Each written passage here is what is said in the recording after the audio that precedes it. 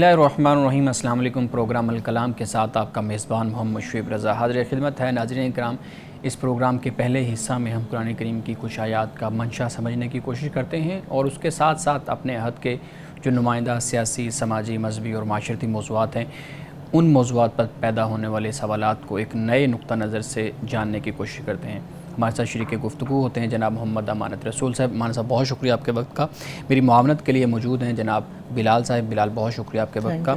सामईन इकराम, जो गुज़िश्ता प्रोग्राम था उसमें हम बात कर रहे थे ज़ुल्करनैन और याजूज माजूज का जो किस्सा कुरान करीम ने बयान किया है। हमने एक प्रोग्राम में बात की ज़ुल्करनैन और उसका अहाता मुकम्मल तौर पे हमने किया, और उसके अलावा जो याजूज माजूज है उसके ऊपर तफसीली तौर पे हमने बात की। आज का जो प्रोग्राम है उसके अंदर हम सूरह कहफ का इख्तिताम जो है, उसकी इख्तितामी आयात, उनको समझने की कोशिश करेंगे। माना साहब, मैं आपसे गुजारिश करूँगा कि आप अपनी गुफ्तगू का आगाज़ कीजिएगा। बिस्मिल्लाहिर्रहमानिर्रहीम। ख़ातिन व हज़रात, आज सूरतुल कहफ का आखिरी रुकू है। बिहम्दिल्लाह ताला आज सूरतुल कहफ मुकम्मल हो जाएगी। बिस्मिल्लाहिर्रहमानिर्रहीम।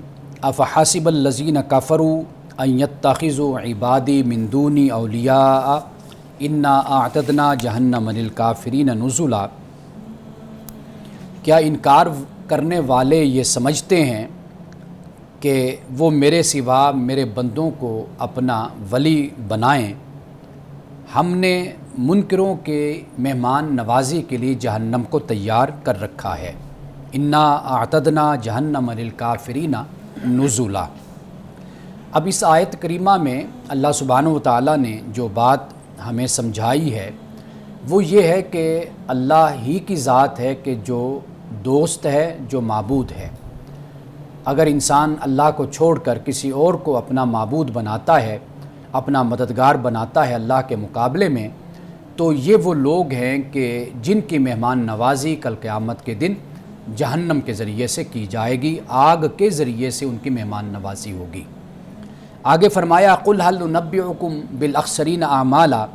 ए नबी सल्लल्लाहु अलैहि वसल्लम, आप कह दीजिए कि क्या मैं तुमको बता दूं कि अपने आमाल के एतबार से सबसे ज़्यादा नुकसान में रहने वाले कौन लोग हैं, यानी कौन लोग हैं कि जो अपने आमाल की बुनियाद पर अल्लाह की बारगाह में सबसे ज़्यादा खसारा और लॉस उठाने वाले हैं। फरमाया कि अल्लज़ीना दल्ला सअयुहुम फ़िल हयातिद दुनिया वहुम यहसबूना अन्नहुम युहसिनूना सुनआ। फरमाया ये वो लोग हैं कि जिनकी कोशिश दुनिया की ज़िंदगी में ज़ाया हो गई और वो समझते रहे कि वो बहुत अच्छा काम कर रहे हैं। यानी इंसान कभी कभी अपनी ज़ात के हवाले से एक पाकीज़गी और तकवा के घुमंड का शिकार हो जाता है और वो ये समझता है कि मैं जो कुछ भी कर रहा हूँ वो अच्छा ही कर रहा हूँ, जबकि वो ज़मीन में फ़साद फैला रहा होता है। आगे फरमाया कि उलाइकल्लज़ीना कफ़रू बिआयाति रब्बिहिम व लिक़ाइही। ये वो लोग हैं कि जिन्होंने अपने रब की आयात का इनकार किया और अपने रब की मुलाकात का भी इनकार किया। फ़हबितत अमालुहुम, इनके अमाल ज़ाया हो गए। फ़ला नुक़ीमु लहुम यौमल क़ियामति वज़ना, क़यामत के दिन हम इनके अमाल को कोई वज़न नहीं देंगे। ज़ालिका जज़ाउहुम जहन्नम बिमा कफ़रू वत्तख़ज़ू आयाती व रुसुली हुज़ुवा। और फरमाया कि जहन्नम इनका बदला है इसलिए कि इन्होंने इनकार किया और मेरी निशानियों और मेरे रसूलों का मजाक उड़ाया। इसके बाद फरमाया कि इन्नल्लज़ीना आमनू व अमिलुस्सालिहाति, बेशक जो लोग ईमान लाए और अच्छे काम किए, कानत लहुम जन्नातुल फ़िरदौस नुज़ुला। ये वो लोग हैं कि जिनके की मेहमान नवाजी जन्नतुल फ़िरदौस की जाएगी, यानी जन्नतुल फ़िरदौस इनको अल्लाह सुब्हानहु व तआला अता करेगा। खालिदीन फ़ीहा ला यबग़ूना अन्हा हिवला, और ये उसमें हमेशा रहेंगे, वो वहाँ से कभी भी निकलना नहीं चाहेंगे, यानी वो कभी भी ये नहीं चाहेंगे कि इस जन्नत से ये निकल जाएं। अब अल्लाह सुब्हानहु व तआला ने पहले तो काफ़रों का ज़िक्र किया, फिर उसके बाद अल्लाह ने ईमान वालों का ज़िक्र किया, यानी दोनों करैक्टर, दोनों किरदार अल्लाह ने हमारे सामने रख दिए। और ज़िंदगी में मुझे, आपको, हम सबको ये मोहलत दी गई है कि हम इन दोनों करैक्टर्स में से किस करैक्टर को इख्तियार करते हैं। ایک کریکٹر وہ ہے کہ جو اللہ کا نافرمان ہے، فاسق و فاجر ہے، ایک کریکٹر وہ ہے کہ جو اللہ کی فرمانبرداری کرنے والا مومن ہے۔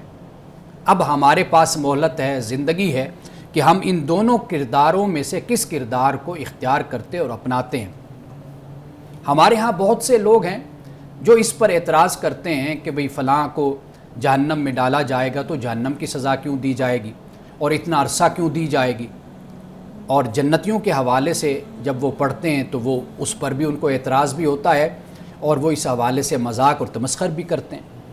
لیکن اصل بات کیا ہے، وہ یہ ہے کہ ہم اس حوالے سے خوش نصیب ہیں کہ اللہ سبحانہ و تعالیٰ نے ہمیں زندگی کی یہ مہلت دی ہے، اور ہمیں اللہ سبحانہ و تعالیٰ نے ہدایت اور دلالت یعنی نیکی اور گمراہی دونوں راستے اللہ نے ہمیں دکھا دیے ہیں۔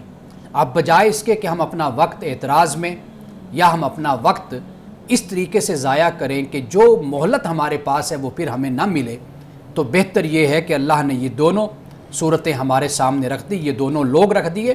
اور آپ یہ بھی دیکھیے کہ یہ جو کفار جن کا ذکر ہوا یہ دنیا سے چلے گئے۔ بہت سے لوگ ایسے طبقے اور اقوام ہیں کہ جو دنیا سے بغیر ایمان کے اور کفر اور سرکشی اور بغض اور کینہ کے ساتھ دنیا سے چلے گئے، اور ایسے خوش نصیب لوگ بھی ہیں کہ جو دنیا سے گئے ہیں ایمان کے ساتھ، عمل صالح کے ساتھ، اپنے رب کو راضی کر کے دنیا سے گئے ہیں۔ تو ہمارے پاس اب یہ دونوں مثالیں موجود ہیں، ہمارے اختیار میں ہے کہ اب ہم کس طریقے سے زندگی بسر کرتے ہیں۔ اب اس کے بعد اللہ سبحانہ و تعالیٰ نے فرمایا، ناظرین کرام یہ آیت اس حوالے سے بہت اہم ہے کہ اس کائنات میں، قرآن میں اللہ سبحانہ و تعالیٰ کے جو عجائبات ہیں، اللہ سبحانہ و تعالیٰ کے جو کمالات ہیں، اس کے معجزات ہیں، وہ اس کائنات میں بھی پھیلے ہوئے ہیں اور اس کتاب میں بھی وہ موجود ہیں۔ اگر ان کو شمار کیا جائے، اللہ پاک فرماتا ہے کہ تم شمار نہیں کر سکتے۔ فرمایا قُلْ لَوْ كَانَ الْبَحْرُ مِدَادًا لِكَلِمَاتِ رَبِّي، نبی صلی اللہ علیہ وسلم آپ کہہ دیجئے کہ اگر سمندر میرے رب کی نشانیوں کو لکھنے کے لیے سیاہی ہو جائے، روشنائی بن جائے، اور تو سمندر ختم ہو جائے گا قبل ان تنفد کلمات ربی، اس سے پہلے کہ میرے رب کے کلمات ختم ہو جائیں۔ وَلَوْ جِئْنَا بِمِثْلِهِ مَدَدًا، اگرچہ ہم اس کے ساتھ اسی کے مانند اور سمندر بھی ملا دیں۔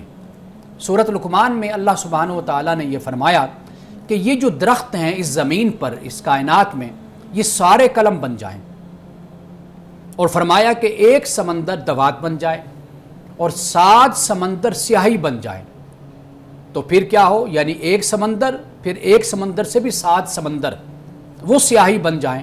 تو اللہ پاک فرماتا ہے سورۃ لقمان میں کہ اللہ کے جو کلمات ہیں، اللہ کی جو باتیں ہیں اور اللہ کے جو کمالات ہیں وہ کبھی بھی ختم نہیں ہو سکتے۔ سمندروں کی سیاہی ختم ہو جائے گی، لیکن اللہ تعالیٰ کی صفات اور خوبیاں وہ کبھی بھی اختتام کو نہیں پہنچیں گی۔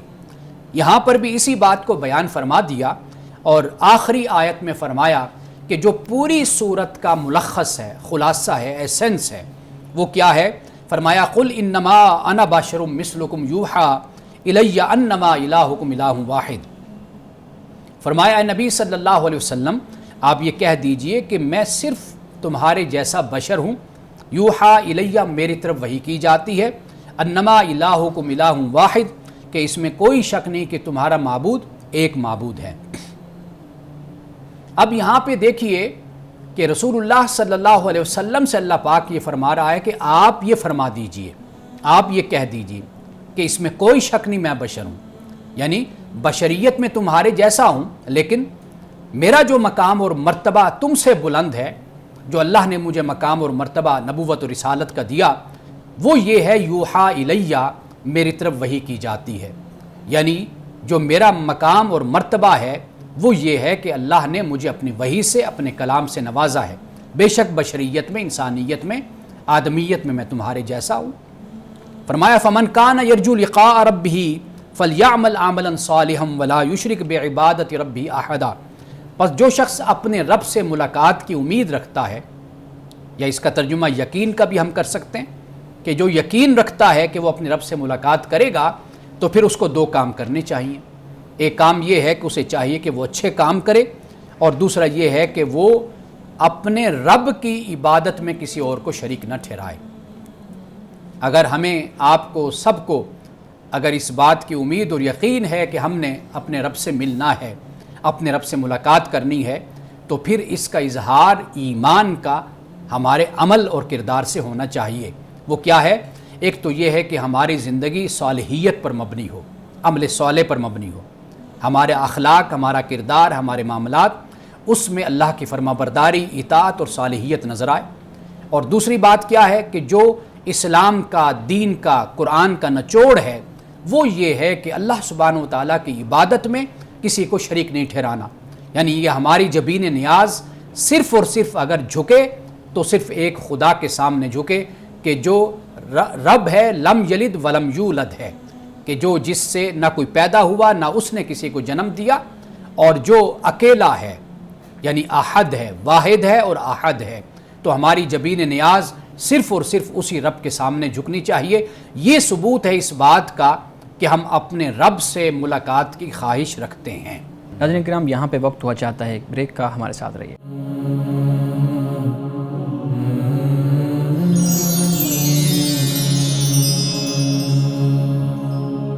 ویلکم بیک ناظرین۔ ابانا صاحب، آج الحمدللہ سورہ جو کہف ہے وہ ہماری اپنے اختتام کو پہنچ گئی۔ اس سے پہلے ہم نے سورہ یوسف پہ بات کی تھی اور اس پہ بڑی خوبصورتی سے آپ نے ان ساری چیزوں کا احاطہ کیا جو قرآن کریم بیان کرتا ہے، پھر ہمارے ہاں تاریخی روایات ہیں، پھر اسرائیلی روایات ہیں، اور انشاءاللہ ہم اسرائیلی روایات کے اوپر ایک پورا پروگرام انشاءاللہ کریں گے۔ اچھا، سورہ کہف سے متعلق کچھ ایک تو بنیادی اور ایک جنرل سوال ہے کہ عام طور پہ ایک روایت بیان کی جاتی ہے کہ رسول اللہ صلی اللہ علیہ وآلہ وسلم نے فرمایا کہ اگر تم دجال سے بچنا چاہتے ہو، میں اس کا مفہوم بیان کر رہا ہوں، تو سورہ کہف کی پہلی یا آخری 10 آیات کو پڑھ لیا کرو۔ سوال یہ ہے کہ آخری 10 آیات کو ایک ایسا شخص پڑھ لے گا جس کو اس کا مفہوم معلوم نہیں ہے، جس کو اس کا ترجمہ معلوم نہیں ہے، تو وہ کیسے دجال سے بچ سکتا ہے؟ دیکھیے، پہلی بات تو یہ ہے کہ رسول اللہ صلی اللہ علیہ وسلم نے سورۃ الکہف، کئی روایات میں سورۃ الکہف کا بھی ذکر ہوتا ہے، اس لیے آپ کو معلوم ہے کہ ہمارے ہاں جمعہ کی رات کو سورۃ الکہف پڑھی جاتی ہے، یعنی یہ عام ایک روایت طریقہ کہہ لیجیے، اور یہ میسیج ہمیں بھی بہت زیادہ دیا جاتا ہے، موصول ہوتے ہیں کہ بھئی سورۃ الکہف کی تلاوت کی جائے، اور بعد احادیث میں شروع کے بعد احادیث میں بعد کی آیات کا ہمیں ذکر ملتا ہے۔ لیکن جو سب سے اہم بات ہے توجہ طلب، وہ یہ ہے کہ رسول اللہ نے جب یہ فرمایا تو سورۃ الکہف میں ایسی کیا چیز ہے کہ آپ نے اس طرف اپنے صحابہ کو متوجہ کیا؟ بالکل بالکل۔ وہ سب سے اہم بات یہ ہے کہ صحابہ اس زمانے میں جس ابتلا سے اور جن مصائب سے گزر رہے تھے، ان میں صحابہ کی تسلی اور تشفی اس میں تھی کہ وہ سورۃ الکہف کا مطالعہ کریں۔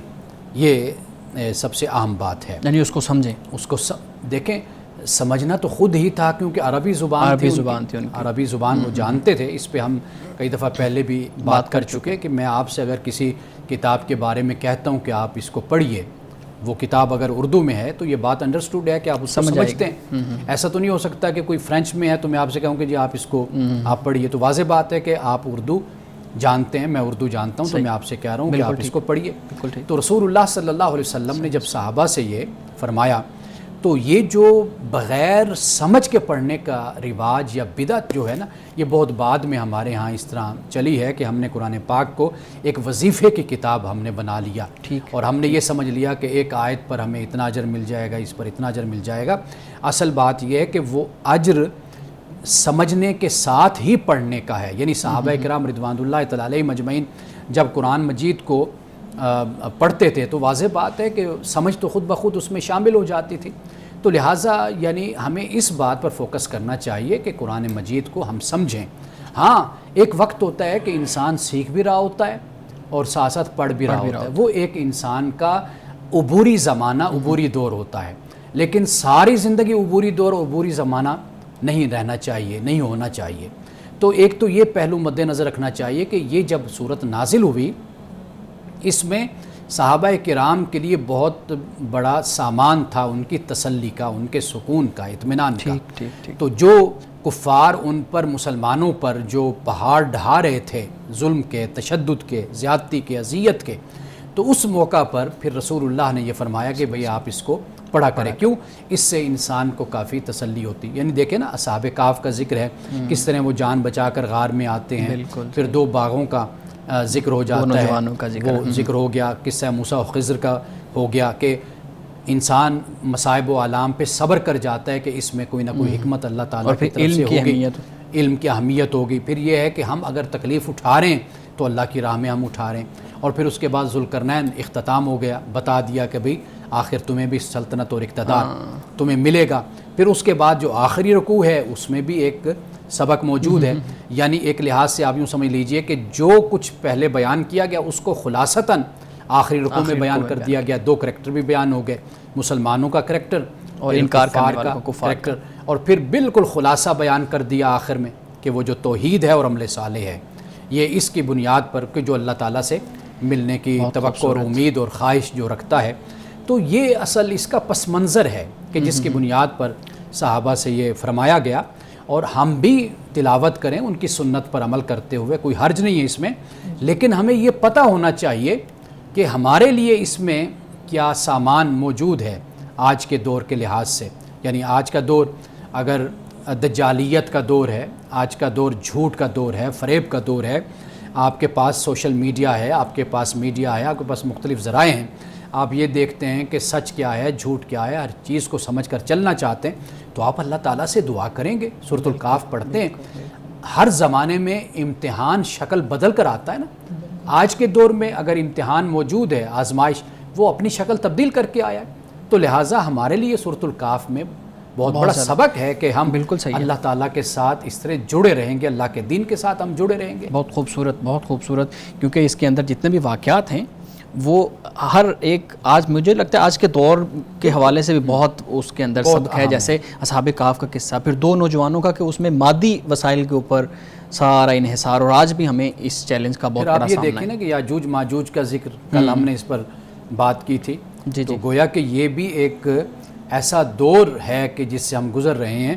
بے شک سائنس اپنے عروج پر, اپنے کمال پر ہے, علم اپنے کمال اور عروج پر ہے, تو جب یہ عروج پر ہیں تو اسی میں تو ہمارے لیے اصل امتحان ہے اور ہمارے لیے آزمائش ہے. بالکل صحیح ہے. اچھا, آخری آیت کے اندر اللہ رب العزت نے جو فرمایا کہ اپنے رب سے ملاقات کا یقین, ٹھیک ہے, اب اس کی بات ہوئی. اب رب سے ملاقات یہ تمثیلی ہے, جیسے ہم نے گزشتہ ایک پروگرام میں بھی بات کی تھی یاجوج ماجوج سے متعلق اور قیامت کی نشانیوں سے متعلق. کیا یہ بھی جو ملاقات ہے خدا سے وہ تمثیلی ہے, یا اس کا کوئی فزیکل جو ہے نا وہ ایگزسٹنس ہوگی کہ ہم فیس ٹو فیس یعنی وہ رب سے ملاقات کریں گے, یا صرف ایک مثال دی گئی ہے؟ دیکھیے, قرآن مجید میں مختلف مقامات پر اس حوالے سے بات کی گئی ہے. جیسے سورۃ الانعام میں بھی اللہ پاک کو لا تدرک الابصار وہو یدرک الابصار وہو اللطیف الخبیر, اس کے بارے میں یہ ہے کہ اس کا تعلق دنیا کے ساتھ ہو جاتا ہے, باقی آخرت کا معاملہ اس سے مختلف ہے. اور اللہ سبحانہ و تعالیٰ جس طرح چاہے گا, جس روپ میں, جس شان میں وہ چاہے گا, وہ اس کی رؤیت ہوگی, اس کا دیدار ہوگا. تو یہ اللہ سبحانہ و تعالیٰ ہی جانتا ہے کہ وہ دیدار اور وہ رؤیت, وہ دیکھنا خدا کو وہ کس طرح ہوگا. اس کا ابھی ہم اس دنیا میں رہ کر کوئی اندازہ نہیں کر سکتے کہ وہ اس کی صورت اور اس کی حالت کیا ہوگی. بعض علماء نے یہ کہا, جیسے معتزلہ ہیں, انہوں نے کہا کہ واقعی اللہ تعالیٰ ایسے ہی ایک جسمانی صورت میں آپ کہہ لیجئے کہ وہ ایک شکل میں ہمارے سامنے, یعنی جب جیسے ایک شخص دوسرے کو دیکھتا ہے. ٹھیک. لیکن اہل سنت کے نزدیک یہ ہے کہ اللہ کی جو شان ہے, جو عظمت ہے, جو مقام ہے, وہ اس کے مطابق جو چاہے گا پھر انسان کو اپنا دیدار کروائے گا. بالکل ٹھیک ہے, بالکل صحیح ہے. اچھا, آخری آیات کے اندر یہ جو 10 آخری آیات ہیں ان میں جنت اور جہنم کا اور نجات کا اور ان چیزوں کا ذکر ہے, تو اس حوالے سے بھی 1-2 سوالات ہیں. ہمارے ہاں ایک چیز پہ اختلاف کیا جاتا ہے, اگر آپ مجھے اجازت دیں تو میں وہ سوال آپ کے سامنے رکھ دوں کہ نجات کے لیے ایمان ضروری ہے یا نہیں. اور بہت زیادہ مثالیں بیان کی جاتی ہیں کہ کوئی شخص ہے وہ بہت چیریٹی کا کام کرتا ہے, بہت زیادہ صدقات و خیرات کرتا ہے, لیکن وہ ظاہری طور پہ لوگوں کے سامنے اپنی ایمان کا اظہار نہیں کرتا. وہ کسی اور ریلیجن پہ ہے لیکن خیرات کرتا ہے, صدقات کرتا ہے. بہت سے لوگوں کی مثال دی جاتی ہے. تو آپ بیان کیجئے گا کہ جو نجات کا تصور ہے اس کے لیے ایمان ضروری ہے, یا اگر کوئی مومن نہیں ہے, اسلام قبول نہیں کرتا, کلمہ نہیں پڑھتا, اس کے باوجود عمل صالح اور صدقات, خیرات اور چیریٹی کا کام کرتا ہے, تو اس کے لیے بھی نجات کا اصول وہی ہے یا تبدیل ہے؟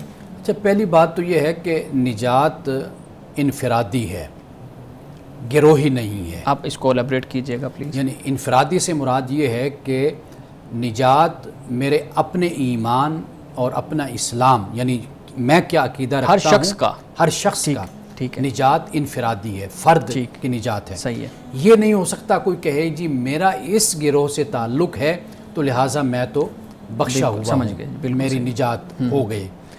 قرآن پاک نے اس کو کلی طور پر رد کیا. جس طرح قرآن پاک نے وقالوا لن يدخل الجنۃ الا من کان هودا او نصارا، کہ انہوں نے کہا کہ بھئی صرف یہود اور نصارہ ہی جنت میں جائیں گے، کوئی اور نہیں جائے گا. تلک امانیہم، اللہ پاک نے کہا کہ یہ ان کی جھوٹی خواہشیں ہیں، جھوٹی امیدیں ہیں جو انہوں نے باندھ رکھی. تو گویا کہ ایک تو اس بات کو اللہ پاک نے بیان کر دیا واضح طور پر، اور یہ بھی کہا کہ وقالت الیہود والنصارى نحن ابناء اللہ واحباؤہ، کہ یہ کہتے ہیں یہود و نصارہ کہ بھئی ہم تو اللہ کے دوست ہیں، محبوب ہیں، تو ہم تو یعنی بخشے ہوئے ہیں. تو اللہ پاک نے کہا قل فلم یعذبکم بذنوب اللہ، کہ اللہ پھر تمہارے گناہوں کی وجہ سے، بذنوبکم، اللہ تمہارے گناہوں کی وجہ سے تمہیں کیوں عذاب دیتا ہے. تو یہ بھی قرآن پاک نے بیان کیا. تو گویا کہ نجات نسلی نہیں ہے، نہ گروہی ہے، نجات ہے انفرادی. انسان کے اپنے ایمان کا لیول، اس کے اپنے ایمان کی سطح کیا ہے، اس کے بنیاد پر انسان کی نجات ہوگی.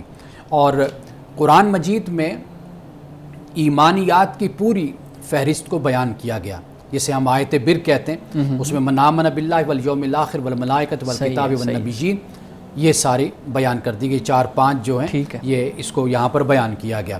اب کوئی شک نکال کر، کوئی جز نکال کر کہتا ہے جی یہاں پر یہ تو بیان نہیں ہے. لیکن بات یہ کہ جب ہم کتاب کا ذکر کریں گے، قرآن مجید کا ذکر کریں گے، تو واضح بات ہے کہ قرآن مجید میں جس بات کا بیان ہوگا تو اس پر ایمان لانا تو ضروری ہوگا. یعنی کلیت میں ہم ایک چیز کو مان رہے ہیں تو واضح بات ہے کہ اس کی جو جزیت ہوگی، جزیات ہوگی، اس پر بھی ایمان لائیں گے. مثال کے طور پر قرآن پاک میں جنت جہنم کا ذکر ہے تو ہم اس پر بھی ایمان لائیں گے. جزا و سزا کا معاملہ ہے، ہم اس پر بھی ایمان لائیں گے. تو گویا کہ بہت کچھ ایسا ہے کہ جو اللہ پاک نے یہاں پر تو بیان نہیں کیا، لیکن وہ کلیت میں تو اس کا بیان ہو گیا. تو لہٰذا یہ چیزیں بھی لازم ہو گئی. اور پھر اپنے وقت کا جو پیغمبر ہوتا ہے اس پر ایمان لانا ضروری ہے. یعنی ہم اگر جنت کو مانتے ہیں، جہنم کو، اللہ کو مانتے ہیں، آخرت کو مانتے ہیں، تو ہم کس کے واسطے سے مانتے ہیں؟ ہم محمد رسول اللہ صلی اللہ علیہ وسلم کے واسطے سے مانتے ہیں. یہ تو واضح بیان ہو گیا. اب ایک اگلی بات ہو جاتی ہے، وہ یہ ہے کہ اب انسان کی جو جواب دہی ہے وہ انسان کی اس سطح پر ہے کہ اس کو جو پیغام دیا گیا وہ اس کا لیول اور اس کی سطح کیا ہے، اس حساب سے اس سے پھر باز پرس ہوگی، اس سے جواب لیا جائے گا. مثال کے طور پر ایک شخص ہے کہ جس تک اللہ کے رسول کا پیغام نہیں پہنچتا، اب وہ اس کا جواب دہ بھی نہیں ہے. ٹھیک ہے. اب ایک شخص ہے کہ جو ایک زمانے میں رہتا ہے، مسلمانوں کی ذمہ داری ہے کہ وہ اپنے کردار سے، اپنے اخلاق سے اسلام کی دعوت دیں، اسلام کی تبلیغ کریں. مسلمان بھی اپنی ذمہ داری کو بہتر طریقے سے نہیں ادا کر رہے.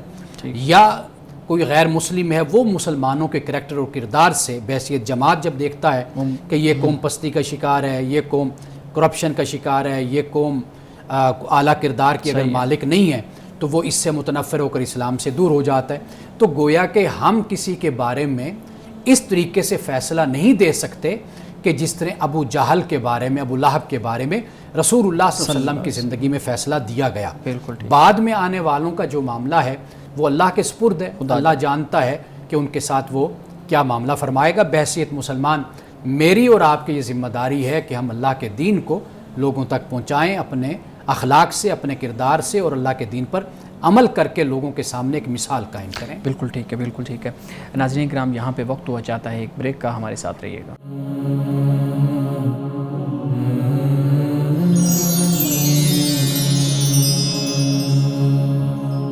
ویلکم بیک ناظرین.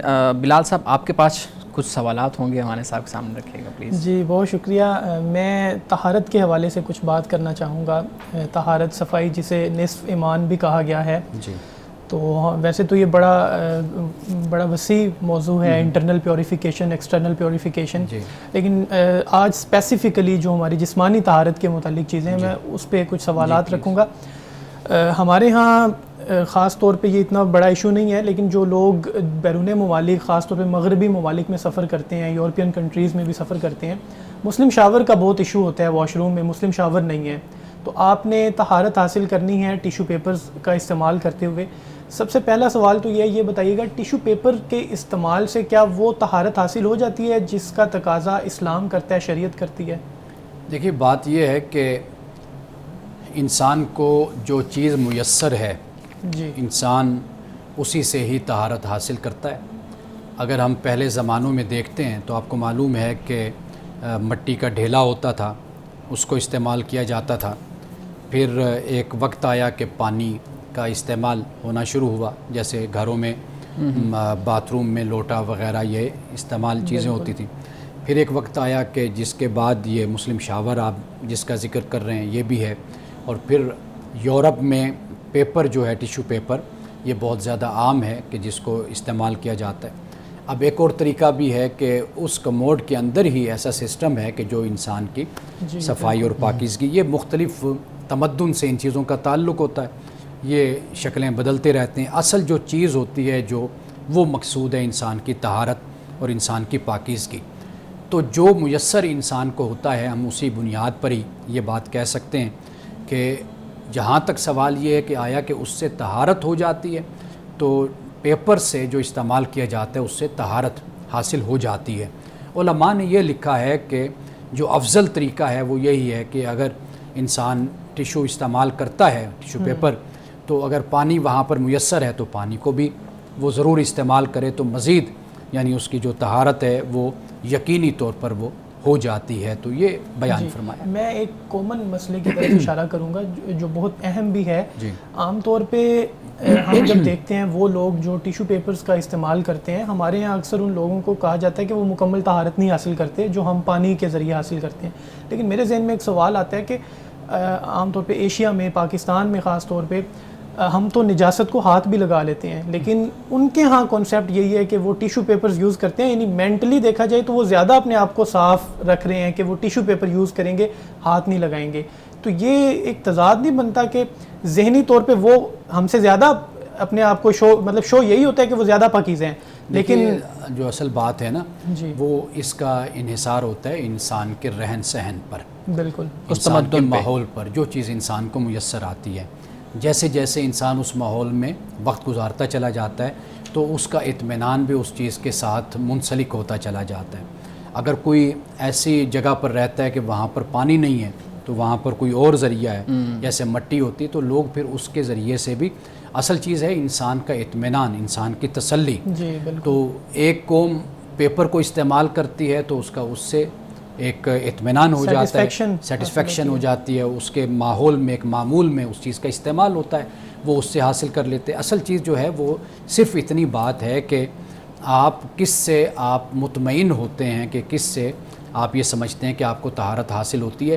اور انسان ایک عمل کو اس طریقے سے کرتا ہے، بار بار کرتا ہے، جب وہ یہ سمجھتا ہے کہ میں اپنی طرف سے مطمئن ہوں، مجھے اب تسلی ہے، تو وہ پھر اس عمل کو چھوڑ دیتا ہے. تو یہ جو معاملہ پانی کا ہے یا نجاست کو ہاتھ لگانے کا، دیکھیے پہلے زمانوں میں یہ اللہ تعالیٰ نے انسان کو ہاتھ دیے، اور اس ہاتھ کی بھی تقسیم جب ہم مذاہب میں دیکھتے ہیں تو ان کو دو حصوں میں تقسیم کیا گیا، دایاں اور بایاں. اور یہ بالکل فطری اور عقلی تقسیم ہمیں نظر آتی ہے کہ جب بھی انسان اپنی ناک صاف کرتا ہے تو بائیں ہاتھ کو استعمال کرتا ہے. کوئی ایسی چیز جو نجاست میں ہو، جس میں کراہت ہو، اس میں انسان اپنے بائیں ہاتھ کو استعمال کرتا ہے. پاکیزگی کے لیے، طہارت کے لیے، کھانے کے لیے، پینے کے لیے انسان اپنا دایاں ہاتھ استعمال کرتا ہے. تو ہمیں یہ تعلیم بھی نظر آتی ہے مذہب میں اور الہامی مذاہب میں. تو لہٰذا یہ جو انسان کی فطرت میں یہ چیز موجود ہے، تو اللہ سبحانہ و تعالیٰ نے اس کے مطابق انسان کی رہنمائی بھی کی، اور خود انسان نے بھی اس چیز کو اس طریقے سے سمجھا ہے کہ مجھے ان دو چیزوں میں فرق کرنا ہے، کیونکہ یہ انسان کے اندر اللہ سبحانہ و تعالیٰ نے یہ شعور اور یہ احساس رکھا ہے. سر ایک اور سوال ذہن میں آتا ہے، پاکستان میں خاص طور پہ رہتے ہوئے ہم جب پبلک ٹوائلٹ یوز کرتے ہیں تو ہمیں نہیں پتہ کہ ہم سے پہلے جس شخص نے بھی کموڈ استعمال کیا ہے اس نے کس طرح سے استعمال کیا ہے. تو کیونکہ کموڈ کا یہاں پہ ابھی اس طرح سے رواج نہیں ہے جس طرح باقی ممالک میں ہوگا، آپ یہ بتائیے گا کموڈ سے مکمل طہارت حاصل ہوتی ہے، یعنی وہاں پر آپ کس طرح سے کوئی جواز ہے اس کا دین اسلام میں کہ آپ کموڈ استعمال کرتے ہوئے؟ دیکھیے دین اسلام میں جو سب سے چیز اہم ہے وہ آپ کی طہارت ہے۔ اگر مثال کے طور پر آپ ایسی جگہ پر ہیں کہ اگر آپ وہاں پر بیٹھ کر پیشاب کرتے ہیں، آپ یہ سمجھتے ہیں کہ آپ کے کپڑے خراب ہوتے ہیں، تو آپ پھر کھڑے ہو کر پیشاب کر لیجیے۔ اصل مقصود جو ہے وہ آپ کی طہارت مقصود ہے، یہ نہیں مقصود کہ آپ بیٹھ رہے ہیں، آپ کھڑے ہوئے ہیں، زمین پر ہیں، آپ کہاں پر ہیں۔ اصل جو مقصود ہے وہ یہ چیز ہے کہ آپ کس طریقے سے اپنے آپ کو پاکیزہ رکھ سکتے ہیں اور آپ کے کپڑے اور آپ کا جسم کس طریقے سے پیشاب سے اور گندگی سے بچ سکتا ہے۔ تو اس لیے وہ پیش نظر رکھیے، کموڈ ہو، فلش ہو، کوئی جگہ ہو، کھڑا ہونا ہو، بیٹھنا ہو، یہ چیز اتنی اہم نہیں ہے۔ یعنی اگر آپ اس کا استعمال جانتے ہیں تو آپ اس کو استعمال کریں بہتر۔ اچھا پھر ایک بات میں عرض کر دوں، وہ یہ کہ ہمارے ہاں نا بہت زیادہ شکوک و شبہات اور توہمات میں لوگ چلے جاتے ہیں، بالکل، تو یہ بھی شریعت میں، دین میں اس کو بھی پسند نہیں کیا گیا۔ اگر انسان کا رجحان غالب ایک طرف ہے، وہ یہ کہتا ہے کہ ہاں یہ میں نے کر لیا ہے، تو اب اس کو اس طرف نہیں جانا چاہیے کہ میں نے نہیں کیا، وہ اسی کو اختیار کر لے۔ جیسے مثال کے طور پہ نماز پڑھ رہا ہے تو نماز میں اس کا رجحان غالب جو ان سے وہ اس طرف جاتا ہے کہ بھئی میں نے 2 رکعتیں پڑھی ہیں، وہ اسی پر تسلی کے ساتھ آگے اپنے نماز کو جاری رکھے۔ اسی طرح وضو کا معاملہ ہے، اسی طرح طہارت کا معاملہ ہے۔ صحیح، ٹھیک ہے۔ ناظرین کرام، یہاں پہ وقت ہوا چاہتا ہے ایک بریک کا، ہمارے ساتھ رہیے گا۔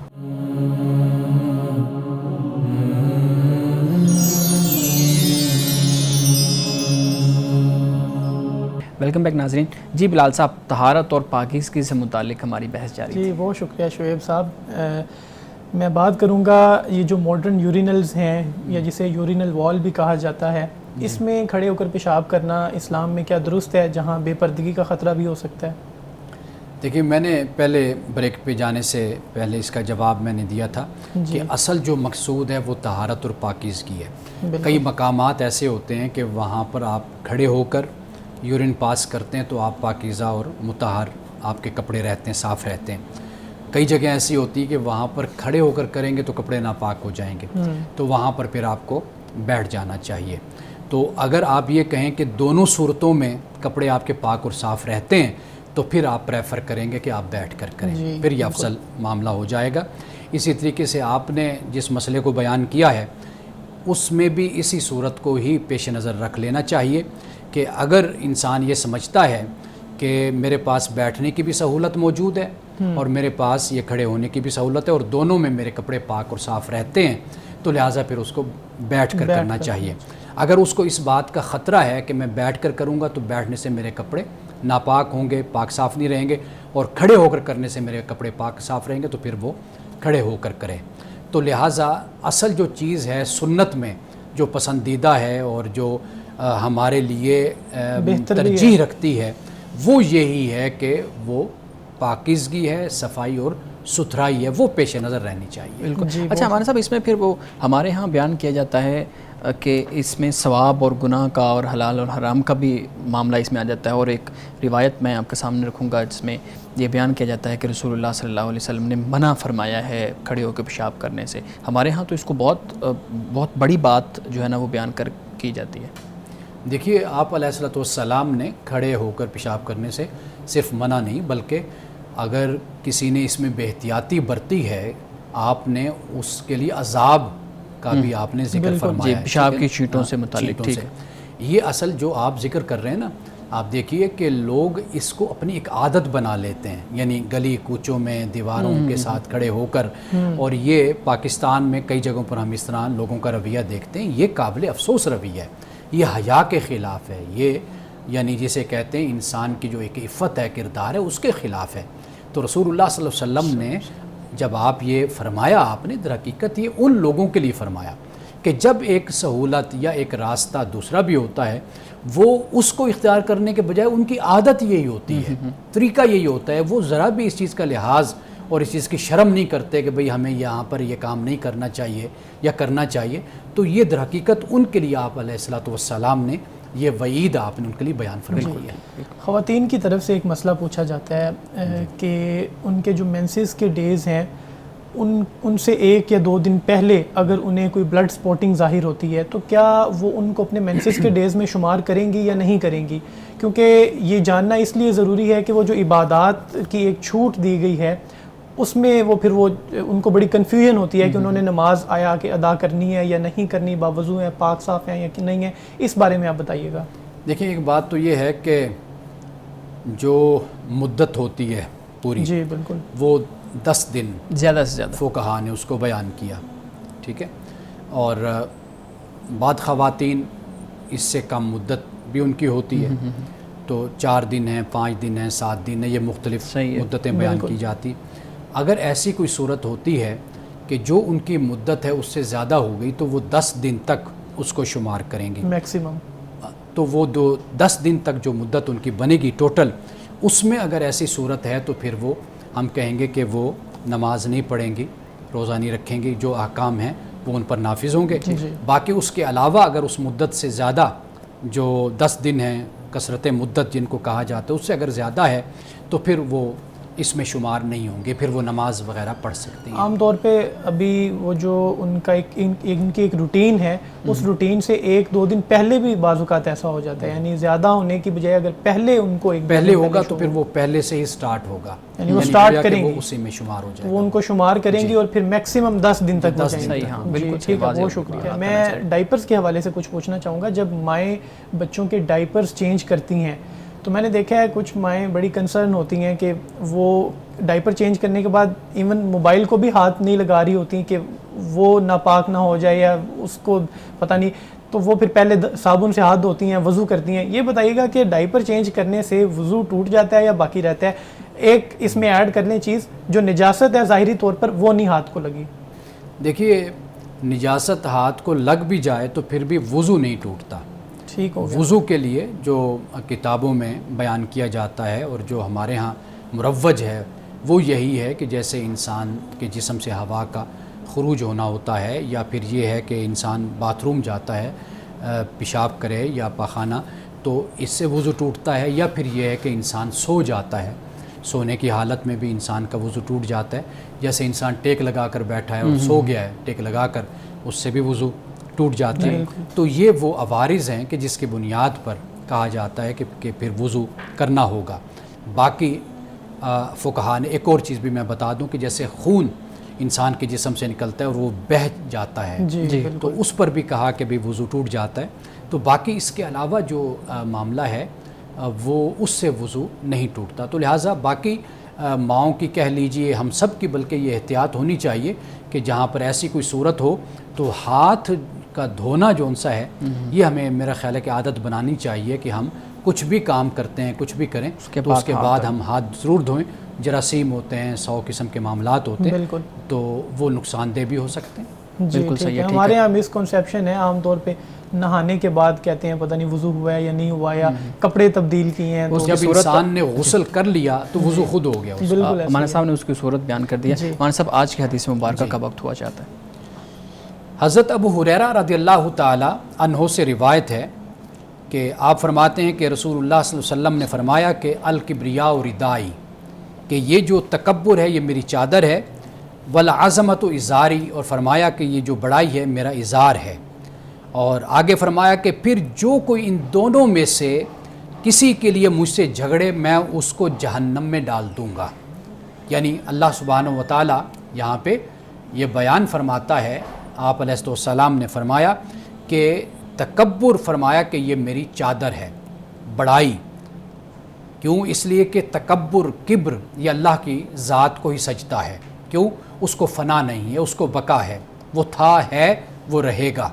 تو انسان کی جو ذات ہے یہ نقائص سے بھری ہوئی ہے، اس میں خامیاں ہیں، کمیاں ہیں، انسان فانی ہے، دنیا سے جانے والا ہے۔ انسان میں کمال ہے تو انسان میں نقص بھی موجود ہے، لیکن اللہ کی ذات ہر عیب سے، ہر نقص سے پاک ہے۔ تو لہٰذا تکبر اسی کی ذات کو سجدہ ہے، اور وہ کہتا ہے کہ یہ تکبر میرے لیے ہے۔